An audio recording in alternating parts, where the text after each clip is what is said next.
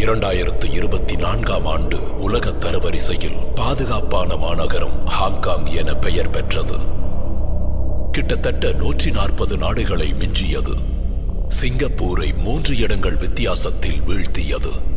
ஆனால் இதன் அர்த்தம் ஹாங்காங் நகரம் சோகத்திலிருந்து விடுபட்டுள்ளது என்று அவசியமில்லை. கடந்த நூற்றாண்டில் ஹாங்காங் மிகவும் திரிவுபடுத்தப்பட்ட புனை கதைகளை கூட மறைக்கும் குற்றங்களை கண்டிருக்கிறது. 1999 ஹலோ கிட்டி கொலையாளி முதல் 2023 சமூக ஆர்வலர் ஹபிசோயின் மரணம் மற்றும் உறுப்புகள் துண்டிக்கப்பட்டது வரை திரைப்படங்கள் மற்றும் நாவல்களில் சித்தரிக்கப்படுவதை விட இந்த நகரம் நிஜ வாழ்க்கை திகில்களை மிகவும் குளிரூட்டும் வகையில் அனுபவத்தை கொண்டது. 1985ஆம் ஆண்டில் த ஹாங்காங் பட்சர் என்ற திகில் படம் திரையரங்குகளில் வெளியிடப்பட்டது. எளிமையான ஆனால் திகிலூட்டும் விளக்கத்துடன் ஹாங்காங்கில் பெண்களை பின்தொடர்ந்து செல்லும் தொடர் கொலையாளி டாக்ஸி ஓட்டுநர்.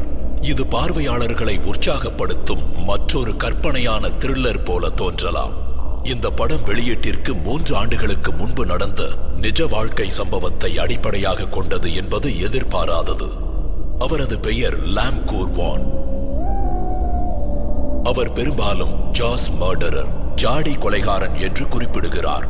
கண்ணாடி ஜாடிகளில் உடல் பாகங்களை துண்டு துண்டாக பாதுகாப்பதில் அவருக்கு இருந்த அற்புதமான வரலாறு காரணமாக 1980களில் பலர் தங்கள் நண்பர்கள் மற்றும் குடும்பத்தினருக்கு குறுஞ்செய்தி அனுப்புவதற்கு அவரது குற்றங்களே முக்கிய காரணமாக இருந்தன.